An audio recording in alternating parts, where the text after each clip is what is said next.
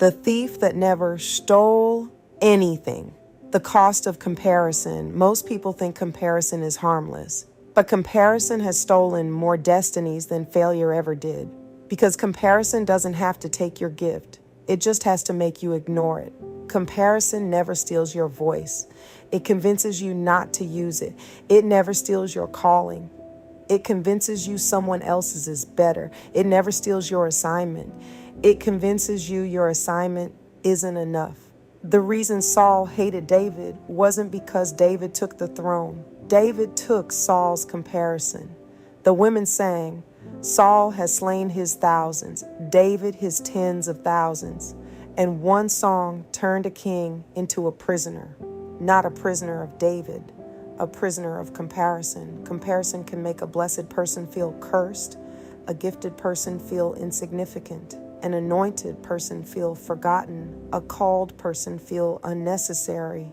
And the tragedy is this. Many people are mourning a life God never assigned them to have. They're depressed because they don't have somebody else's calling, jealous because they don't have somebody else's platform, frustrated because they don't have somebody else's results, while completely overlooking what God placed in their own hands.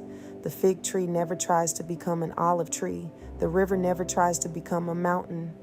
Creation understands identity better than many people. The moment you compare, you stop seeing clearly, because comparison is not admiration. Comparison is identity confusion. And some people are exhausted because they're carrying a life that was never designed for them. The breakthrough comes when you stop asking, why am I not them? And start asking, who was I created to be? Because God never anointed you to be the next somebody else. He anointed you to become the first you. But let us go deeper. Comparison doesn't just make you jealous of people. Comparison makes you reject yourself. It causes you to stand in front of a mirror and only see what is missing. You stop seeing your grace because you're studying someone else's gift. You stop seeing your progress because you're measuring someone else's success. You stop seeing your purpose because you're distracted by someone else's path. And slowly, comparison becomes self-rejection. This is why some people can never celebrate what God is doing in their own lives.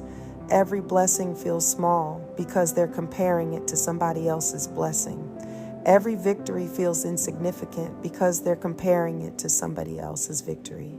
Every open door feels ordinary because they're comparing it to somebody else's opportunity. Comparison can make a miracle feel average. Comparison can make favor feel invisible. Comparison can make purpose feel inadequate. And eventually you become blind to what heaven has already placed in your hands. The danger becomes even greater in ministry. A pastor compares churches. A prophet compares platforms. An evangelist compares crowds. A teacher compares influence. An apostle compares what they are building.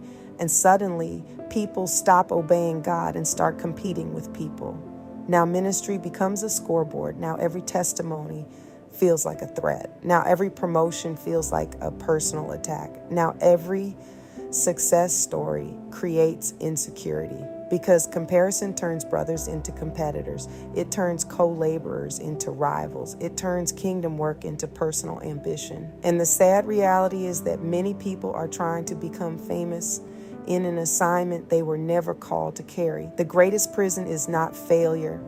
The greatest prison is spending your life trying to become someone you were never created to be. Imagine standing before God after spending years chasing another person's identity. Imagine discovering that while you were busy trying to become them, the world was waiting for you. There are people assigned to your voice, people assigned to your testimony, people assigned to your story, people assigned to your scars, people assigned to your revelation, and comparison delays all of them. Because comparison is not merely an attack against confidence. Comparison is an attack against purpose. It is an attack against identity. It is an attack against destiny. And I believe many people are entering a season where they are being delivered from the burden of becoming somebody else. The mask is falling. The competition is ending. The striving is breaking, the confusion is lifting, and for the first time in a long time, people are going to become comfortable with who they actually are. Because freedom begins when you stop asking, like, why am I not them? And start declaring, like, I was never created to be them. I was created to be me. And when you finally embrace who you are, the thief loses its power. Because comparison can only steal from people who have forgotten their identity.